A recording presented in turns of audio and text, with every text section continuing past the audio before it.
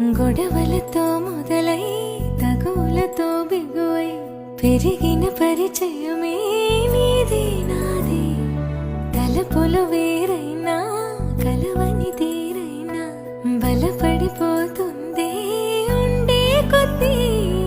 లోయలోకి పడిపోతున్నట్టు ఆకాశం పైకి వెళుతున్నట్టు తారలన్నీ తారసపడినట్టు అనిపిస్తుంది.